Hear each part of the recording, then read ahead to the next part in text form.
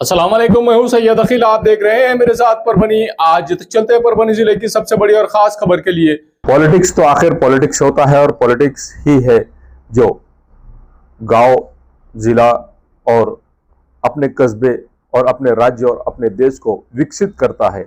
और विकास में अड़थड़े डालने का काम भी पॉलिटिक्स ही करता है। परभनी जिला एक ऐसा जिला है जो जिसे मिसाल दी जाती है जगत जर्मनी और भारतात परभनी। वाकई दुनिया में अगर कहीं पर विकास होता है, दुनिया में अगर कहीं पर कोई मिसालें बनती है तो वो जर्मनी में बनती है।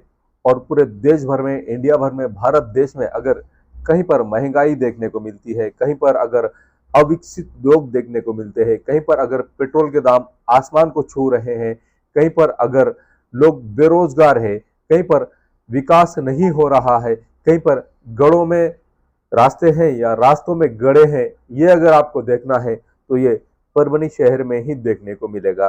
ऐसा माहौल, ऐसा नज़ारा परभनी शहर का आपको हमेशा पिछले 35 साल से लगातार देखने को मिल रहा है।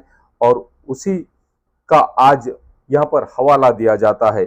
यहाँ पर कई पार्टियां, कई पॉलिटिकल पार्टियां वजूद में आई हुई है, जिसमें परभनी जिले में पिछले 35 साल से आज भी सिर्फ इस उम्मीद में है कि कोई ना कोई परभनी शहर का, परभनी जिले का विकास करेगा, कोई ना कोई परभनी को विकसित करेगा।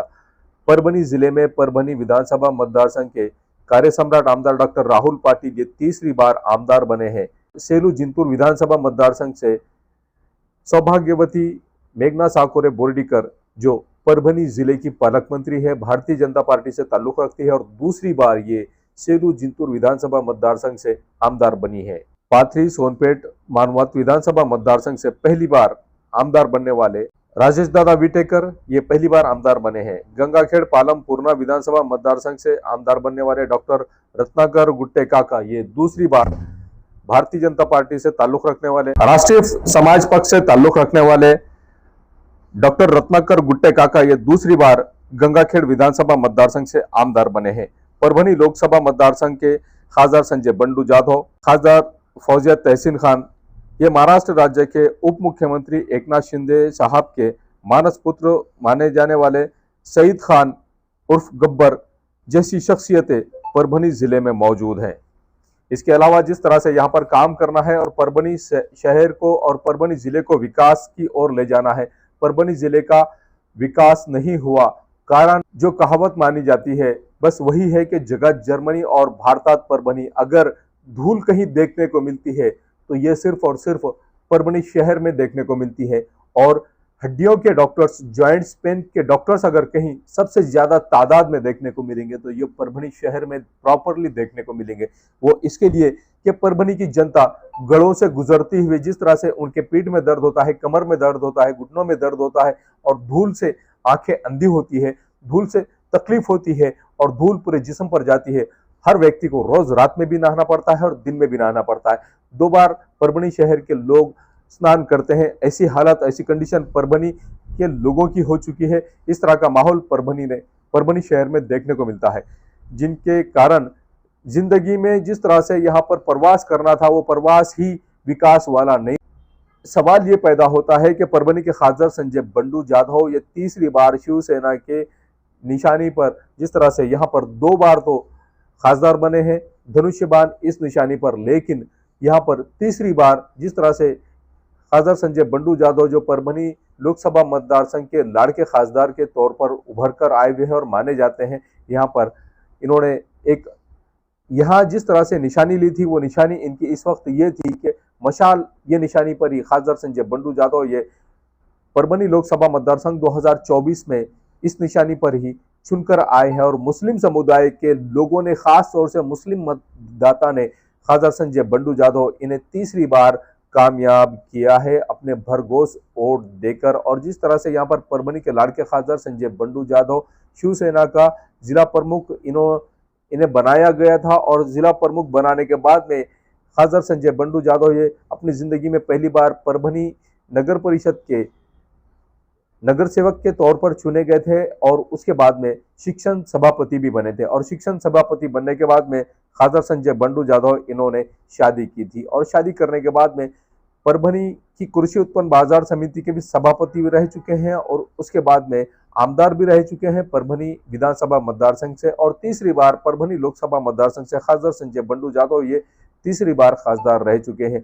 लेकिन पिछले 35 साल से जितने भी शिवसेना के पॉलिटिकल लीडर यहाँ पर आए हैं, इन्होंने किसी तरह की कोई तरक्याती काम आज तक नहीं किए हैं, जबकि शिवसेना का बालेकिल्ला माना जाता है परभनी जिला। और यहाँ अब देखना यह है कि 2025 में किस तरह का विकास यहाँ पर देखने को मिलता है। खासदार संजय बंडू जादव, इनका जो फोटो वायरल हो रहा है, ये महाराष्ट्र राज्य के उप मुख्यमंत्री एकनाथरावजी शिंदे, इनके मानस पुत्र माने जाने वाले सईद खान उर्फ गब्बर, इनके साथ में यहाँ पर जिस तरह से फोटो वायरल हो रहा है और सोशल मीडिया पर धड़ल्ले से ये फोटो वायरल हो रहा है। पॉलिटिकल लीडर है और पॉलिटिकल लीडर होने की वजह से यहाँ पर आप किसी भी व्यक्ति के साथ में मिल सकते हैं, किसी भी पॉलिटिकल लीडर के साथ में मुलाकात कर सकते हैं, अपने जिले को विकसित करने के लिए, अपने जिले को तरक्याती कामों पर ले जाने के लिए, अपने जिले में तरक्की करने के लिए आप किसी भी पॉलिटिकल पार्टी के लीडर से मुलाकात कर सकते हैं और अपने विचार विमर्श एक दूसरे के साथ में रख सकते हैं। इस तरह का माहौल भी यहाँ पर देखने को मिल रहा है। अब सवाल ये पैदा होता है कि परभनी जिले का विकास आखिर करेगी तो कौन सी पॉलिटिकल पार्टी करेगी? परभनी जिले का विकास अगर करेगा तो कौन सा लीडर करेगा? कौन सा लीडर है जिसे इस बात का क्रेडिट मिलेगा कि वो परभनी का विकास करेगा? एक मिसाल दी जाती है, जिंतूर विधानसभा मतदार संघ के माजी आमदार रामप्रसाद जी बोर्डीकर साहब, ये एक ऐसी मिसाल बने हुए हैं। जिंतूर विधानसभा मतदार संघ के तमाम इनके हर समाज के व्यक्ति को आज भी अगर आप देखेंगे तो मुंबई कृषि उत्पन्न बाजार समिति में बहुत से ऐसे लोग हैं। जिंतूर विधानसभा मतदार संघ के माजी आमदार रामप्रसाद जी बोर्डीकर साहब, इन्होंने नौकरियों पर लगाया था, काम पर लगाया था और आज वो लोग करोड़पति हो चुके हैं। अगर आपको देखना है तो मुंबई में ऐसे तमाम लोगों के बिल्डिंग्स, ऐसे तमाम लोगों के रो हाउस, तमाम लोगों के यहाँ पर प्रॉपर्टी देखने को मिलेंगे। इस तरह का काम जिंतूर विधानसभा मतदार संघ के माजी आमदार रामप्रसाद जी बोर्डीकर, इन्होंने एक जमाने में किया है और वही काम आज भी वो करते हुए नजर आ रहे हैं। अब सवाल यह पैदा होता है कि पाथरी विधानसभा मतदार संघ, गंगाखेड़ पालम पूर्णा विधानसभा मतदार संघ और परभनी विधानसभा मतदार संघ, यहाँ के जितने सुशिक्षित बेरोजगार युवक और युवती है जो वेल क्वालिफाइड है, इन्हें रोजगार कहां पर अवेलेबल होगा? सरकारी नौकरी तो अवेलेबल नहीं है गवर्नमेंट ऑफ महाराष्ट्र और गवर्नमेंट ऑफ इंडिया के पास में। तो मल्टीनेशनल जो कंपनीज है, इन मल्टीनेशनल कंपनीज में इन तीनों विधानसभा मतदार संघ के और परभनी लोकसभा मतदार संघ के कितने युवक यहां पर नौकरियों के लिए जाते हैं? अब परभनी शहर का जो विकास होना है, यह विकास किस तरह से होगा? यहाँ पर जिस तरह से संजय जादव साहब का कैरियर हमने आपको बताया है कि किस तरह से संजय बंडू जादव साहब ये खासदार बने हैं और खासदार बनने के बाद आज रिकॉर्ड ये है कि यहाँ पर इन्होंने मर्यादा पुरुषोत्तम श्री राम, इनका धनुष्य बाण जो निशानी है, इस निशानी पर ही खासदार संजय बंडू जादव ये इन्होंने अपना कैरियर बनाया हुआ है।